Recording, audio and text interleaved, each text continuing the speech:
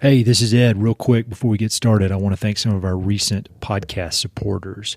Carrie Anderson, Chip Parker, Kevin Mursky, Juanita Vero, Patrick Creedon, Haley Nord, and Kiko Moody. Thank you guys so much. I really, really appreciate the support. As you all know, the podcast is free, always will be free, but if you're so inclined and would like to support the podcast, go to mountainandprairie.com/support. Thanks a lot.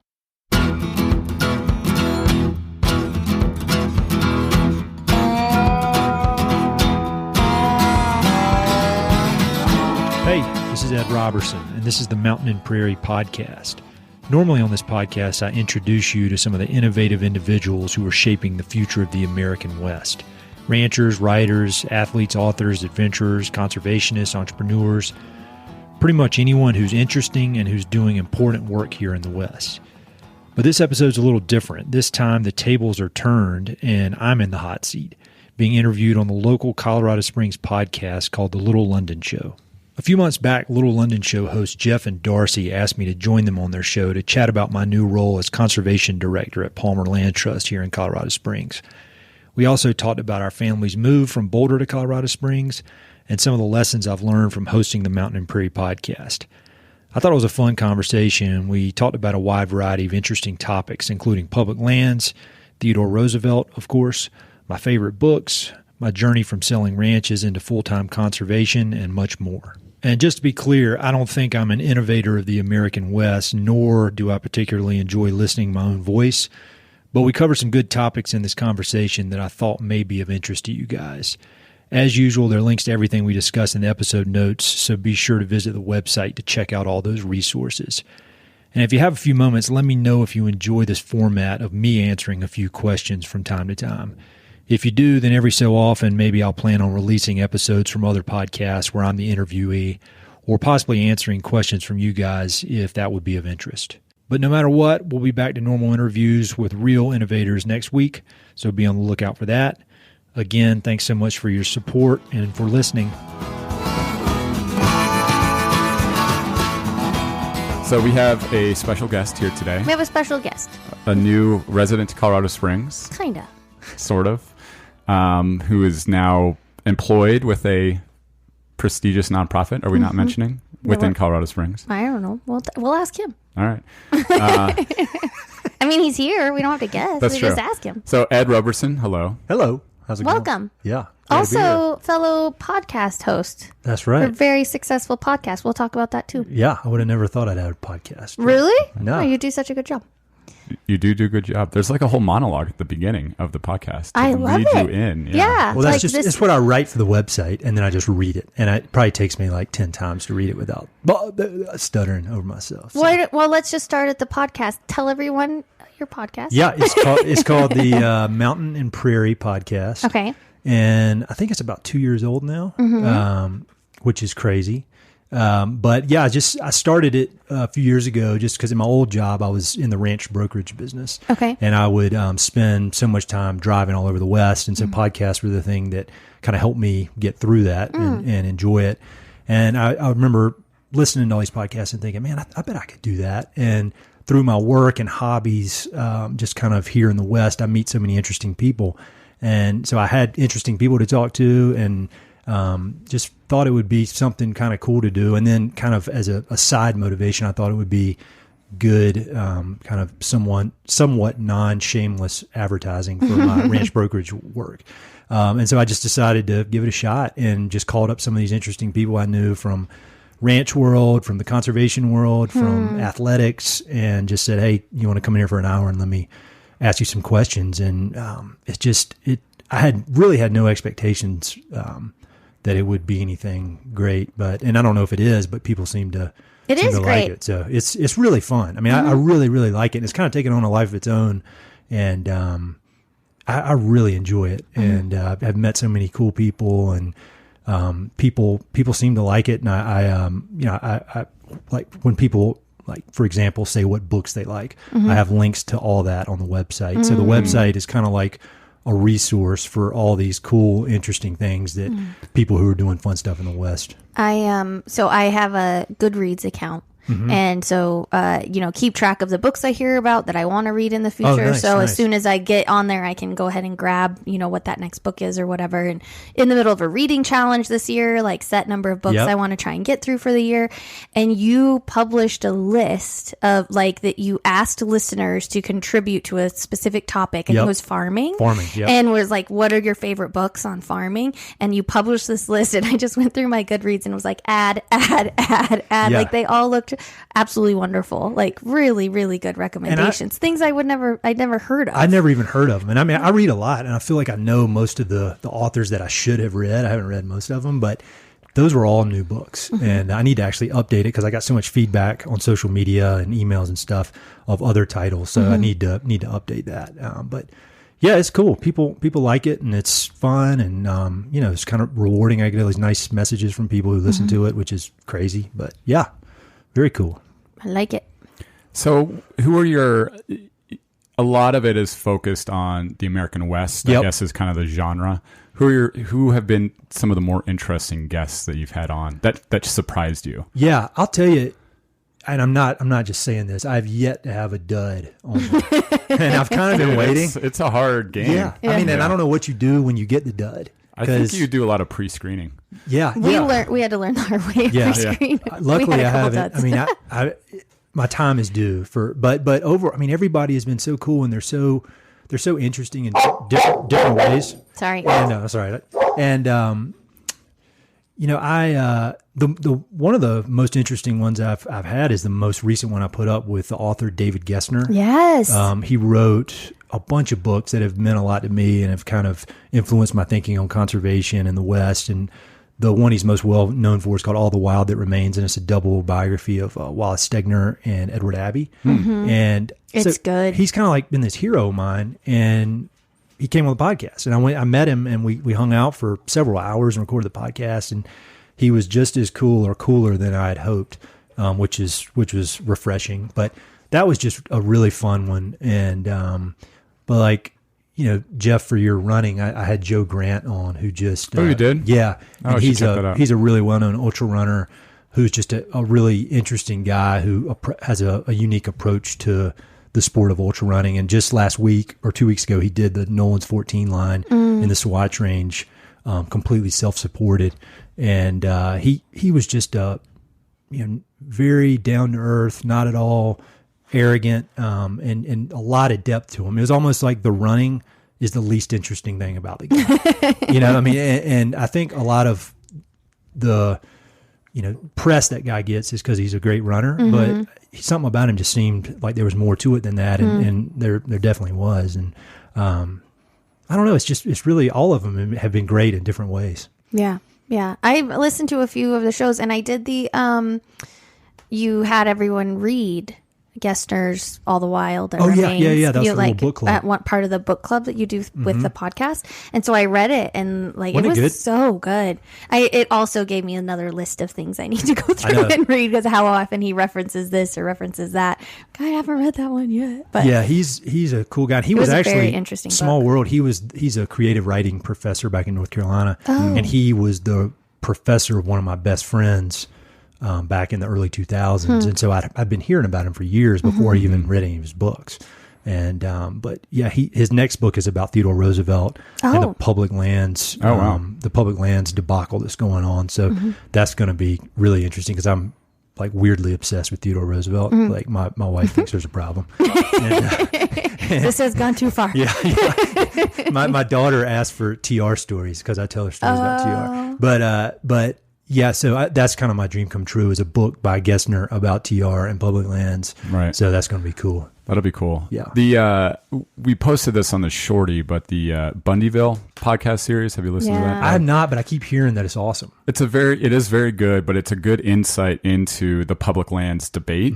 I don't know if it's this push and pull between these people that want states to control more land versus the federal kind of monopoly on the Western land. Yep. But yeah, it's a fascinating kind of insight into that very topic about what does it mean to conserve? What does it mean to protect land? who has the right to do that? Yeah, you can come at it from so many different angles, and it can kind of be overwhelming, I feel like. But, back to TR, I wrote an article for a website called Modern Huntsman, and about how if you want to understand the public lands debate, you can come at it any way you want. But the best way I found is focus on TR. Read the TR biographies, because the time when he was, before president to after president was the same time the National Forest Service was founded, and all these big things that the Antiquities Act that we're still dealing with today. And so it's rather than just read a history book about the Antiquities Act, which would put you to sleep, you can read about the life of TR, and it introduces you to these topics. And I think that's that whole public lands thing is super interesting and complicated. I just got I did a road trip, and so I downloaded an audiobook to drive back to, and it was The Big Burn. And, that was also the book club. Yeah, so I just got done listening to that over this last week, and it was really interesting to look at U.S. Forest Service and the creation and the debate that was even happening in the early 1900s about that, just like what you're talking about, and then have that inform the conversation we're having today, what the arguments still are from people and what that looks like. Well, it's not much different now than it was then. Yeah. I mean, and I think it very well could have been, it was more of a threat then, but it's the same thing. There was a small group of corporate interests trying to take these public lands and use them, extract value out of them, either timber, mining, or whatever. And that's the exact same thing that's happening now. And so in some ways it's refreshing. It makes me feel better that, like, all right, we've been through this before. Oh, really? It made me feel worse. Really? Well, it's like you haven't evolved. Yeah, well, to be listening we haven't to, progressed, here's the argument, so the Big Burn is about, like, the largest wildfire in all of the United States, 1910. And it's the U.S. Forest Service had just been created, and they were kind of created and charged with helping with this wildfire stuff that no one really knew how to deal with. And so this massive fire hits, and all of the people that they talk about and that they profile, there's a lot of them that say exactly the same thing, like, we need to use the land for timber. We should be mining, we should be taking and making money out of everything, to the point where there's an argument that if you don't want forest fires, cut down all the trees like that. So, and that was the lumber side of everything, saying, let's cut down all the trees and sell the trees, and you don't have to deal with forest fires anymore. And it was just like, oh my gosh, like, it's been 100 and something years. We're still talking about the same argument on what you do with your natural resources and what the approach should be. Yeah. Well, I think it's an example of there's always going to be that pressure from both sides. On the other side, there are people that think there should be no human should ever go on these lands. And so that's one extreme. And then the other extreme is tear it all down and rip the tops off of the mountains. And I mean, it's sloppy and it's uncomfortable, but that debate, I think, is what makes it work in the end, and having the extremes. That's why find yourself in the middle more often. Yeah. I mean, I used not to have much patience for the extremes, but I think they do serve a purpose. Unfortunately, a lot of times they're the loudest, and they don't represent the middle 80%. I'd say maybe 10% on each side. Right. But we're definitely. I think reading history for me, it makes me feel better about these insane times we're in now. So with your, you're talking about your podcast, and you've been able to interview all these different people who probably have a vast array of perspectives on the American West, anything from conservation, ranching, how we use our land, what that looks like. What are some of the things that you just feel like you've, learned, have been crystallized about the way we look at the American West? Well, the idea I had when I started it was that I'm in this weird position because I'm from North Carolina, as you can probably tell from my accent, or you can tell I'm not from here. And I thought that was like a Fort Collins accent. You're clearly from Greeley. Yeah, it's definitely Greeley. But so I operated in this world of hardcore multi-generational ranchers, and then the conservation world, which can be everybody from ranchers to East Coast people that went to Yale School of Forestry or whatever. And then, I also operated, I love the mountain sports. And so I operated kind of in that world. And just, if you think about all these different circles I ran in, and then like the old Venn diagram from middle school or whatever, and then there's this spot where they all overlap. And I felt like that's where I was. And I could see, the West in general, there's so many, it's kind of got a reputation of being adversarial and people fighting and that kind of thing. But what I saw is that there are all these people that have so much in common, and a lot of times they couldn't see it. Like you would see things like ranchers and environmentalists don't like each other. But the reality is they have a lot more in common than they do not in common. Mm-hmm. And so I found that, you know, if it's not like I had some real grand mission when I started the podcast, but I saw that there was this overlap of positive things where everybody had in common. And one of them is public lands. I mean, that's come up time and time again. Everybody from the professional athletes who, you know, like Nolan's 14, that line in the Swatch, that's all public land. And, you know, everybody from them to the ranchers that graze their cattle on public land. And so I think this kind of a respect and reverence for the land is the thing that comes through over and over and over again. Another one that comes through with only a few exceptions is everybody I've had on there reads a lot. And reading has been a big part of the way that they've kind of solidified their ideas on things about the West. There have been a few people who it doesn't seem like they're obsessed with it, but they obviously do read some books. And so that's been pretty cool because the same books will come up time and time again in groups that you wouldn't think were related.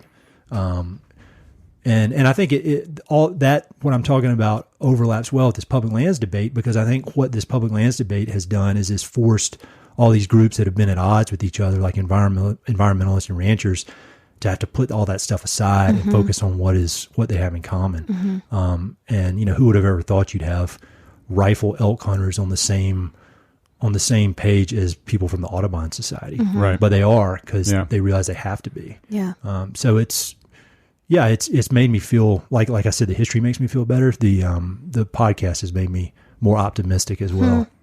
That's great. Yeah, I like it. It's a nice side effect. It really. Oh, there's the dog again. I'm going to buy ravioli and muzzle. Can we muzzle? No, absolutely not. Like an hour? Absolutely an hour of muzzling? No. So, Ed, how did you end up from, and we'll probably continue this after the break, North Carolina to Colorado Springs? Yeah, kind of a long route. So I was born and raised in North Carolina, grew up there, went to school there, started my career there right out of college. And I always had this idea in my head that I wanted to be in the West. And that was, you know, no matter what, it was always coming back to, I want to be in the West. But at age 22, I think I took myself too seriously just to go be a ski bum like I should have been. Yeah. And so I went to work at, you know, wearing a suit and doing all that kind of stuff. But the nagging just continued and continued. And so finally, I was working in commercial real estate in Raleigh, North Carolina. Okay. And I was really just ready to bail and come out West and do anything. But luckily I found a job, found out about this industry, ranch brokerage, selling ranches. And I'd been in the real estate business for a while. So I figured, you know, that I bet I could do that. And so I started hassling all these companies out West. And eventually one of them hired me. And I moved to Jackson Hole. And what company hired you to Jackson Hole? It was a group called Livewater Properties. Okay. And they're based out of Jackson Hole. At the time, they were only in Jackson Hole. Now they're kind of all over. So I was there for a few years. It was during the real estate boom, so it was great. Decided I wanted to go to grad school. At the time, I wanted to be a real estate developer, which is the exact opposite of what I'm doing now. I mean, it couldn't be more different. But I thought, you know, I saw all the money those guys were making. I was like, for every $1 I'm making, they're making 100. I want to do that. So I went to business school, got my MBA. And as I was getting my MBA, the whole economy fell apart. And I actually had a health scare that kind of woke me up it almost gave me a midlife crisis at age 30. And then the health scare combined with seeing how a lot of the economy and that real estate development was based on nothing. And it was just kind of a show, and made me reconsider all that. And that's where kind of my conservation ethic kind of started. And so after grad school, my wife and I actually lived in Costa Rica for a year, which was awesome. And I've got unbelievable, hilarious stories from that. But then we decided to move back to Colorado, landed in Boulder. We're there for 7 years, and then just moved to the Springs almost exactly a year ago. Nice. Yeah. All right, we're going to take our first quick break. We're the Little London Show. We'll be right back. And we're back. We're the Little London Show. I'm Jeff. And I'm Darcy. And we're here with Ed Roberson, new Colorado Springs resident, conservationist, environmentalist. Are you an environmentalist? Does that count? Podcaster? Yeah, I guess I'm an environmentalist. I'd say more conservationist than environmentalist, but I definitely want the environment to be in good shape. So we always ask this of people that have moved from other towns into Colorado Springs. How is the transition going from Boulder, Colorado to Colorado Springs? I love it, and I love it more and more every day. Obviously, I wouldn't have moved here if I didn't think I would love it more than Boulder. But my wife lived here for 2 years right out of college. And so we had a lot of friends here, and we'd always come down here and visit. And she actually got a new job in Boulder that allowed her to work remotely. And so we started considering, we could really live anywhere. So we started thinking about places to live. And then we were down here in Colorado Springs. We're like, this could be pretty cool. And we just hadn't really considered it all that much. But then we started looking seriously at houses. And next thing you know, we found a house that we liked, and we were here. But I love it. I mean, the trails, the whole reason I live out here is for the outdoor stuff.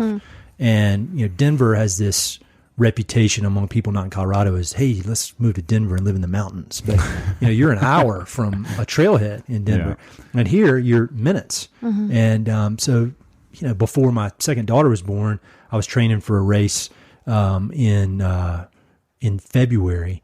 And so I trained throughout the winter, and I was able to, train every weekend. There was a little bit of snow here and there, but I mean, get just as much mileage, just as much vertical as anything in Boulder. And there's nobody on the trails, and you can mountain bike the trails if you want. So yeah, it's great. And just the community's great. The people are great. It's a more, not to jump on Boulder or anything, but Boulder's not the real world. There's no socioeconomic diversity there. Everybody, I mean, you can't live there unless you're making a ton of money, and everybody there has multiple advanced degrees and all that. And, I grew up in a small town where there was a lot of socioeconomic diversity, and, that's important for me as I, raising my two daughters. I want them to understand kind of what the real world is. And so Colorado Springs is definitely, the real world in that aspect, which is great. But, I love it. It gets better every day. The more I discover new trails, and Jeff told me about a new trail last week that I might go check out tomorrow. So, Rosa? Yeah. Yeah, that's a good one. It's going to be a mess. I'm so out of shape. It's a good loop. Bring a lot of water. There's not a lot of water up high right now. Okay. Yeah, it's a little dry. So with the transition to Colorado Springs, you are leaving your prior employment. You're entering into basically a new field. Yep. Can you tell us a little bit about that? Yeah. So on Monday, I don't know when this is coming out, but on he's already started work. Yeah, I've already started work. Yeah. So it's in the future. We're in the future. In the future. So I was in the ranch brokerage business, and I focused a lot of my energy on conservation, doing conservation transactions, whether working with municipalities or conservation groups or whatever to ensure that some of these ranches that were for sale were conserved. And then when I moved to the Springs, I was asked to be on the board at Palmer Land Trust. And so I joined the board, and in talking with the board and the executive director, there was this discussion about this new position that they were considering that would be conservation transactions, conservation finance, just a really unique kind of interesting position working on real cutting edge conservation things. And the more I thought about it, the more I was like, man, that would be really interesting, and I would love to do that. And so the conversations continued, and next thing you know, I was hired, and so I'm starting up, and I did a lot of, at the end of the day, a lot of conservation transactions are real estate transactions. And so I've got that background, and then my MBA was a concentration in finance, and so I've got that finance background, and so it's just a matter of kind of plugging it all together with this passion I have of conservation. And luckily the team at Palmer is just unbelievable, and they're all extremely experienced, and so the gaps that I don't have, they're going to be able to teach me. But the idea of getting to do this thing that I'm passionate about all day, every day is super exciting. I don't think it's fully hit me yet. Can you talk a little bit about how brokering, like being a ranch broker? So is it analogous to being like a real estate broker? It is. It's almost, just as far as a comparison, it's the same as somebody who sells houses, but you're just selling these ranches. So how do things like conservation easements or land protection come into the mix with those types of transactions? Yeah. A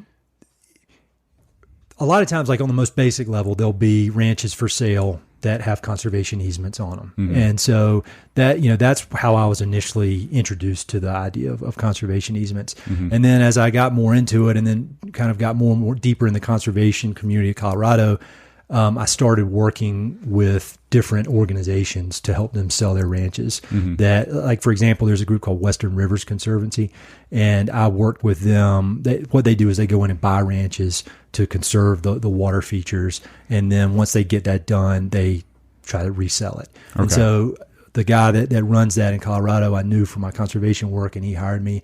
And the group that I used to work with, Murr Ranch Group, we kind of specialized in conservation type transactions. Like Murr Ranch Group sold the J.E. Canyon Ranch to the Nature Conservancy. And we've done a good number of those types of deals over the years. And so it just comes up as part of dealing with ranches in the West. And then just because it was something I was interested in, my clients and the people that I worked with were all kind of, or most of them were conservation focused. And so I kind of was putting my toe in the water a little bit more and more over time, and just realized, first of all, how important it is. And then second of all, that I really like it. So I think it's going to be a great fit. Is there a tension between, one of the big issues in a lot of mountain towns is the housing is really very expensive because there's just no more space to build. Is there a tension or a potential tension for this emphasis on land conservation as it impacts the ability to create affordable housing?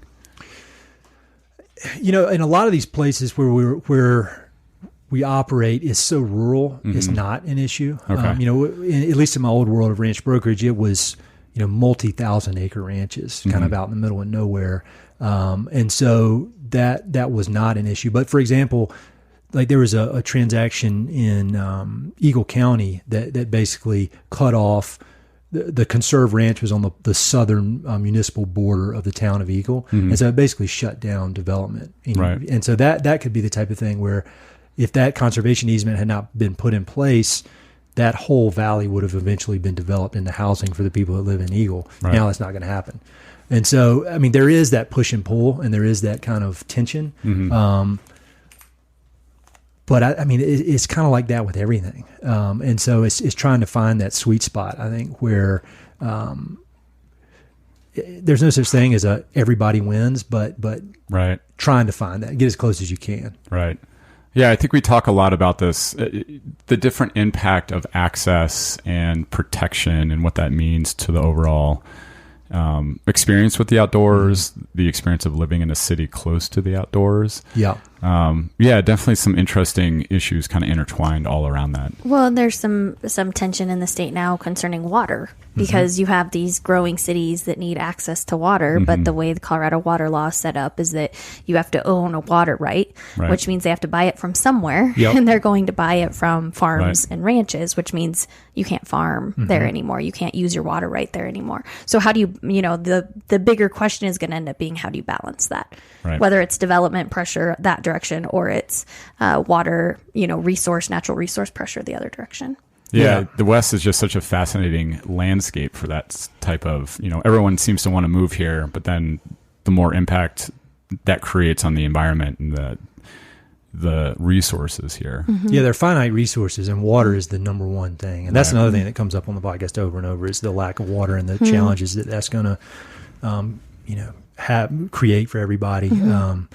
It's interesting because like we'll be doing some work down in around Pueblo in the lower Arkansas River Basin. And that area is a big agricultural area, farming. And a lot of people don't know that, but it's some of the most fertile farmland anywhere in the Rocky Mountain West. And there's this idea, I think, at least among a lot of people, that the end result, the end highest and best use is development. Grow, get more people in here, get more jobs. Right. But if you're having to erase farmland to do that and erase food production, is that the highest and best use? I'm not saying that I've got the answer one way or the other, but you start eliminating the ability to produce food, and you follow that line of thinking out far enough, and there's not enough food production in the U.S., and then you're having to import food, and all of a sudden you're beholden to whoever you're buying your food from. And then it turns into a national security issue. And so, you see that with ranches a lot too. You want these ranches to stay in production because we need beef. And without that, you end up having to rely on other countries for food, which is not great. So, I mean, there is no right answer. That's the thing. Anybody who says there's a right answer they're not thinking clearly, or they're not thinking. I mean, that's sloppy thinking, because it's always the gray area. And so it's just a matter of kind of figuring out what is the greatest good for the most people and going with that. Well, and it is interesting as you get to talking to people that, you know, like you mentioned the Arkansas, you know, if you start up in Leadville, Salida, Buena Vista, and you follow that all the way down to the farmland, there are opportunities where the river raft guides sit down with the ranchers, sit down with the farmers, and they're all saying, how do we do this? Like, your decision affects me down the line, and we need to know how to work together. And when you realize that, like, the connectivity is that vast. Like, you might be driving 4 or 5 hours, but the decisions made 4 or 5 hours away are going to affect you on your piece of property. Like, it's really kind of nuts. Even in Colorado Springs, we've looked at it on a small level with something like stormwater, where what we're doing in Colorado Springs is affecting Pueblo negatively, and they're coming back and saying, what the hell, guys, like, pull your shit together. And we have to do that. But then it can be the whole corner of the state affected by a decision that's made. Well, the West was founded on this idea of rugged individualism, which is a myth. And if you look at history, it's not, I mean, it doesn't work. And there's just time, there's history book after history book of all these events where this idea of rugged individualism ended up with everybody broke and starving to death. Yeah. And the only time that things have worked well is when people cooperate. And Wallace Stegner's written a lot about that. I mean, he would rip the idea of rugged individualism apart. And I mean, I think you can kind of have that and think, be proud to be living on your own out here and stuff. But the reality is, without cooperation from other people, it's just not going to work. I mean, it doesn't work as a species. The only thing us humans have going for us, we're not strong. We are smart, and we can work together as a team. Just from a basic biological standpoint, that's really what we have going for us. And so you take out that ability to work as a team, I don't think we'll get all that far. And I think that's applicable here in the West. And then you zoom out to just the national scene. We need to be embracing that more, I think. Yeah, it's I was just talking to my wife about this, actually. We were in Vail or Frisco for the 4th of July celebrations. And it's I feel like 4th of July celebration in the West is so much more like, America, like, I'm an American, and it feels more individualistic than it is the celebrations on the East Coast, where people are like picnicking, and people here are like, I'm going to blow something up. I'm going to create a fire hazard. But it's such this concept of individualism or rugged individualism really flows into some very interesting like policy areas. I think like this overemphasis on gun rights, I think kind of drives from that, this idea of, this is what it is to be a man in society or in Western society. I drive a big truck. I get to dominate by my zone of being because I'm a man. Yep. It's kind of a weird, and I think we're seeing it reflected in our politics right now. It's this like, we don't care what the community is or the community standards. We're just going to do what is the perception of being a true individual.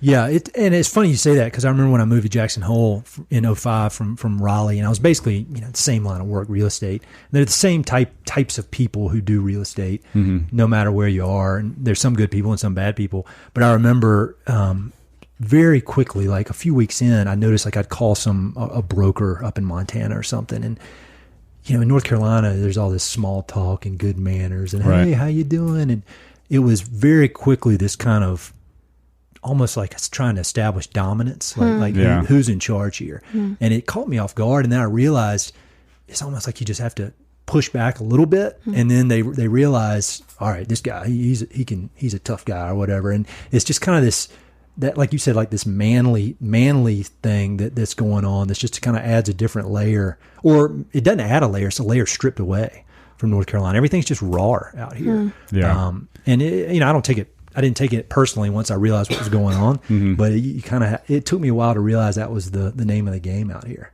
Yeah. It's weird. Buy a Nissan Leaf and see how that impacts your day-to-day interaction with other men. Yeah. It's a crazy, I think it's such a funny cultural thing out here. And I don't know, I haven't lived on the East Coast in a long time, but it doesn't seem to be as much of a issue out there. So, we were talking about driving a Nissan Leaf in town. You drive a truck, I think. Yeah, Toyota Tacoma, though, so it's not as manly as it should be. I used to have a Chevy Silverado, and that was before I met my wife, and I think she toned down some of that in me, and it's also saved a lot of money, which is always good. And I'll tell you that the Tacoma is much better, like on Forest Service roads and like going to 14ers. Mm-hmm. Silverado is just too big. It's absurd. I'm not a construction worker. You know? Right. Those are huge cars. Yeah. So let's circle back a little bit. You had interviewed Joe Grant. Yep. I'm going to bring this up because I think this is kind of a fascinating topic, especially as it applies to the West. So Joe Grant's very big ultra runner. He's kind of in this group of ultra runners that don't really have jobs. They're all sponsored. Mm-hmm. They're pro athletes for basically, but they're very engaged with the outdoors, being in the outdoors, adventuring in the outdoors. And it seems to be in, what was the article titled? It was in the High Country News. It was called "Your Stoke Won't Save Us." Right. And I think the concept of the article was like you being outside and Instagramming about it, tweeting about it, Facebooking about it is great, but it's not going to do anything on the ground to make it, to conserve these lands. Yep. Was that the point that was of the the article? gist of it. Okay. Yeah. So how do you, I mean, as people that enjoy the outdoors, you know, we don't really, my day-to-day does not involve stewarding the outdoors. Sure. How do you turn my stoke into actual on-the-ground action? Yeah. I think it seems simplistic, but I do think it's true. And this has come up a good bit on my podcast, is in order to care about a place and to do anything to try to protect a place, you got to love the place. And so, I mean, I think the first step to any of that is to go outside and spend time in the outdoors. And it doesn't have to be some hardcore thing like running 100 mile or something. I mean, just going for a hike. And then, I mean, that's how I started. I mean, I started playing in a ditch in my neighborhood when I was a kid, you know, like building dams and catching frogs and stuff like that. And then it slowly morphed into all these other activities I've had. And I mean, I didn't even know what a land trust was when I moved out west. And now I'm going to work as a full-time conservationist. And that's all, it all goes back to just all my experiences in the outdoors. And I don't think I would have this love of place without, well, I know I wouldn't. And so I think, you know, these guys, these ultra runners, you could argue that they're not actually doing anything, and they may not be themselves individually, but I think if they're encouraging people to get out and enjoy the outdoors, I think that's worth a lot. I mean, you gotta, it'd take years or decades for that to turn into action maybe. Mm-hmm. But, I think they're inspiring people to get outside and see what they can do in the outdoors, which I think is it was powerful for me, and it's impacted every single part of my life. I wrote that article for the Palmer website or the Celebrate Land campaign about my thoughts on that. And I do think that's true. I mean, it's a long-term thing, though. It's not like it's going to fix anything tomorrow.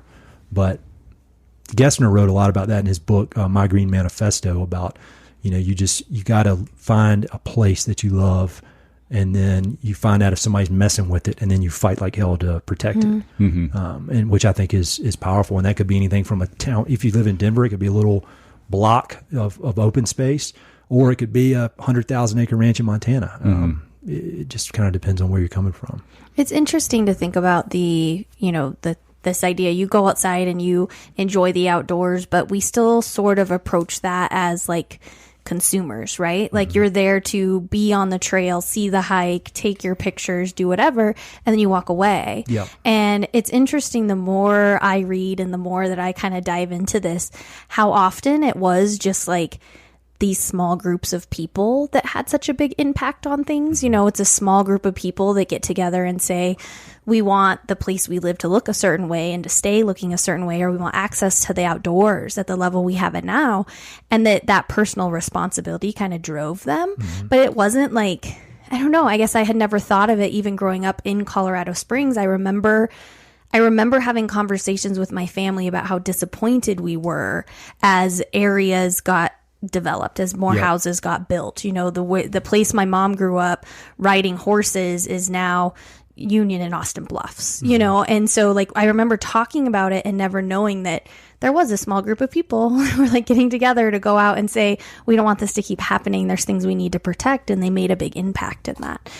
That personal responsibility is an interesting thing to try and realize and then teach. Like, how do you teach that to people? If you don't know that a land trust is a thing, like, what do you do if you know that something should be protected? Mm-hmm. Yeah, I think it's that taking leadership and this idea of, I think a lot of times people think, well, somebody will fix that or somebody will take care of that. But what I've learned is that, there's so many different forces competing for these resources, and you gotta do something about it. I mean, you can't just sit there and hope or I don't think there's much good comes from tweeting and that kind of thing, but at least it's something. And so, I mean, you got to take action. I mean, that's what it always comes down to. And whether that's donating to a land trust, whether it's volunteering or, like me, I mean, I would have never imagined that I'd be doing this job, and I could not be more excited about it. Because I feel like I love it and it's extremely important to me. Personally, like selfishly, it's important to me. And then you can take that out. It's important to my family. It's important just to people who are going to be moving out here years from now. And so I think it's, I don't know. There's no right answer to anything. It's all gray. Yeah, it is all gray. We're going to take one more quick break. We're the Little London Show. We'll be right back. And we're back. We're the Little London Show. I'm Jeff. And I'm Darcy. And we're here with Ed Roberson chatting open space conservation, the uselessness of ultra running. It is such a useless sport. There's in Yvon Chouinard, the guy that started Patagonia, I heard him refer to mountaineering as people who are mountaineers as conquistadors of the useless. Yeah, I think that's good. Running. It applies. I've been. I have to do every year. I do a triathlon with my father-in-law and brothers-in-law. It's like the family thing we do for some reason. So once a year, I train for 2 weeks to swim. I try to remember how to swim.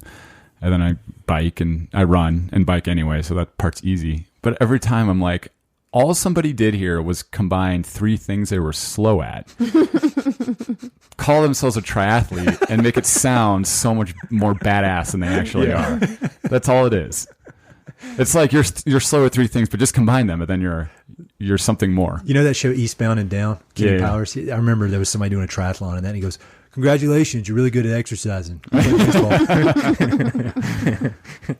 So we've talked a lot about books on this podcast in the American West. What are some of what did you think, Darcy? 3 books? Yeah, I was kind of, I feel like I'm just barely scratching the surface of even understanding anything from, the American West to conservation to anything like that. Yep. Understanding for myself how important it is as a Colorado Springsian, you know, that like, this is what I love about this community. And if we're going to get, 200,000 more people here in the next few years, like that, there's probably some stuff that needs to be done, so we continue to have the kind of access that we do. So I feel like I'm just scratching the surface. Someone like me or someone that's not sure, like, what would you say are 3 titles that you would say, go read these 3 books, because they'll at least start to paint a picture. They'll at least start to give you an understanding of what's going on at any scale. Yeah. I think I already mentioned this, but reading about Theodore Roosevelt is great because it gives you a base of when all this conservation movement started, and you can kind of see it from the beginning. And then it's even better because you can see what one person can do with unlimited energy and a positive attitude. I mean, that guy was crazy and just did so much. The presidency. Yeah, and he was president. I mean, that's the thing I always say, is that the least interesting thing that guy did was be president. Like with Joe Grant with the running. I mean, the guy was the police commissioner in New York City. He was the governor in New York. Right. I mean, it's just endless. But cowboy. So The Rise of Theodore Roosevelt by Edmund Morris is part 1 of a 3-part series about him. And it's TR from birth until he assumes the presidency, just before when the president dies and he's getting ready to take over. So I think that one is great for a million. It's my favorite book of all time. I can't say enough about it. And there's a link to the article I wrote on my website if people want to look at that, the article I wrote about that. And then I think you got to learn about water to really understand it out here. And a lot of people would say Wallace Stigner's Beyond the 100th Meridian, which is good, but there's another one that's really action-packed, and it's just... You can read it in a few days. It's called The Emerald Mile, and it's the story of these guys who set a speed record going down the Grand Canyon. Oh, yeah. But that's the main story, but the author hits on every issue about the West, with a lot about water and a lot about how the whole water system works with the dams and the Bureau of Reclamation building these dams. And so it's a really easy way to read a really good book, and then you get all this knowledge without even really knowing you're getting it. Rise of Theodore Roosevelt is a dense book. I mean, you got to be committed to read it. But Emerald Mile is just great. And then another one that's great, and it's equally dense as Rise of Theodore Roosevelt, but it's a lot easier to read. It's called Blood and Thunder by Hampton Sides, and it's the story of Kit Carson. It's basically his biography, but he's one of these guys like TR that if you study Kit Carson, you can really understand the settlement of the West. And a lot of it is tough to read, some of the stuff with the Native Americans. And, Kit Carson is hailed as his hero, and the reality is I don't see him as all that heroic. I mean, he was obviously a tough guy, and he was tough and an adventurer and all that, but he was an order follower, and he followed the orders of the U.S. government when it came to taming the West, which equals, moving out Native Americans. Moving out's a nice way to put it. And so I love that one. I think that's going to be the next book club selection for my Mountain Prairie Book Club. And those three are just great, and they get rave reviews. Emerald Mile comes up time and time again on my podcast as the one that people just love, because it's fun to read, but you learn a lot. I am currently, I'm going to not add it to your excellent recommendations, but it got me thinking. I'm currently reading a book called Coming of Age at the End of Nature, and it's essays from people all over the United States who are kind of reflecting on what has changed in whether in their lives or their families' lives, like hearing stories of how their parents grew up in nature, or responding to nature versus how they're able to do so. And it's interesting from a perspective point of view, like how many people are saying, wow, this is different, and I'm not sure that's okay, and what do we do about it? Or I didn't realize, there's an essay part I'm reading right now about sustainability, where it's like, well, I went to school for quote unquote sustainability, but as soon as I got to a property that was considered sustainable, I had to throw it all out the window. It was no longer about technology and innovation. It was really on the ground. It looked a lot different. So I'm just throw that in there. Yeah, I've never heard of that one either. I don't have any. I've veered away so far from this genre in my reading that I can't even. I've been reading a lot of more reflections on society, Tribes by Sebastian Junger. That is probably the most influential book I've ever read. Yeah. Really? Yeah. I've read it twice, and I've given it to probably like 12 people. It's an easy read too. It's 150 pages. Yeah. That is a powerful. Everybody needs to read that. We use it a lot in. We talk a lot about it within our work group. Actually, do you? Just because the principles there apply very well. Those are the community aspect principles, are how we approach doing business with each other. So it helps. It kind of helps form and guide decisions as a group. The whole book, the concept of the book basically is that we are in a modern society. We are the richest, the most advanced healthcare, the most advanced technology we've ever had as a human race. And we are, as a result, the loneliest, the most depressed, the highest suicide rates, the unhealthiest. So it's a look at why that could be in this movement away from tribes, from a community aspect. How we reward people that accumulate resources, where in a typical tribal society, that person would be out of the tribe. Like, you can't have somebody in there that's just going to accumulate all the resources for themselves. Yeah, they throw them out. Yeah, I love that book. I can't recommend it enough. It's a really good book. It'll go on my list. Yeah, it's a good one. And then I'm reading, we talked about this on the break, the Anthony Bourdain Kitchen Confidential, which makes me hungry, sad, laugh all at the same time. I just read it this year, but I happened to read it prior to any terrible news about Anthony Bourdain, and I'm really glad I did. I don't know that I could pick it up right now. Yeah. I ordered it from him. It's sitting on my shelf, and I want to read it. I really admired that guy. He's just such an interesting, and just such a good guy, and he had a rough and tumble life for the first half of his life. But I don't watch much TV, but his show is one of the few things that I would watch. Yeah, that's a tragedy. And it goes back to this tribe thing. Yeah. Yeah, it's interesting.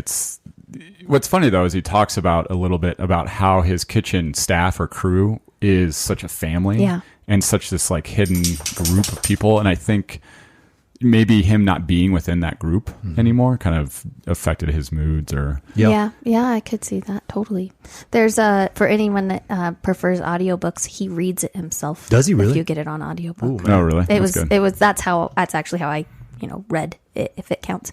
And he reads it himself, it was very good. Nice. Cool. So Ed, are you a beer drinker? I'm not. Are you a drinker at all? No, you don't drink, I'm right? not. Yeah. Sorry. So I'm not going to ask what your favorite bar is in town. Never mind. Our 3 questions or whatever, we already talked about books. Yeah. Well, he doesn't drink. usually- So I drink a ton of coffee, and we good asked, neighbors. just like, what's your favorite place to go to in town? Good Like, neighbors to I go think, out right now, because it's right around the corner from where I live. And wow. so you close to us. yeah, so I this is kind of like my office where it was until the Palmer thing started. I'd go over there all the time. It can still be your office. Absolutely slam coffee. Yeah, that's funny. Does that? Yeah, the coffee scene here is really good. I mean, we just had Brandon on from Switchback. From I listened to that one. 250. Yeah, and he seems super cool. Yeah, He's but great. Mm-hmm. just the coffee community here is really cool. Very tribal in its approach.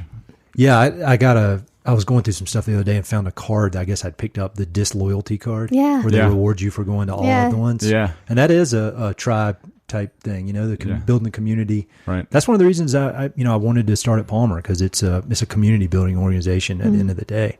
Land conservation is part of that, but the community aspect is huge, and it's important everywhere, but especially out here in the West. Mm-hmm.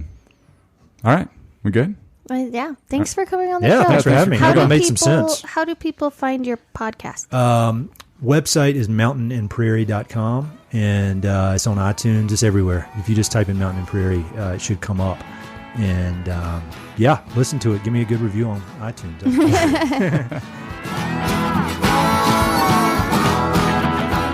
Hey, it's Ed again. Thanks so much for listening to the podcast, and thanks for listening to that particular episode. I hope you enjoyed it. Before you go, I've got 3 quick things. Number 1, if you like the podcast, please do me a huge favor. Either pass it along to a friend who may be interested, share it on your social media, or go to iTunes and give it a 5-star review. All those things would mean a lot to me, and they would really help to spread the word about the podcast. Number 2, if you've listened to many of these episodes, you know that I love reading and I love talking about books. Every other month, I send out a quick email with a few books that I've recently read and highly recommend. The subjects are varied, but they're pretty much all nonfiction with an emphasis on history, biographies, adventure narratives, and topics related to the American West. There are no sales pitches for ranches, no spam, no other kind of nonsense, just books. So if you'd like to sign up for the list, head to Mountain and Prairie/reading, or just go to Mountain and Prairie and there's a massive tab at the top that says book recommendations. Click on it. There are a ton of good books that I've read. Some of the old email lists are on there. You can go crazy. There are a lot of books. And finally, if you know anyone I should interview for the podcast, please don't hesitate to reach out and let me know.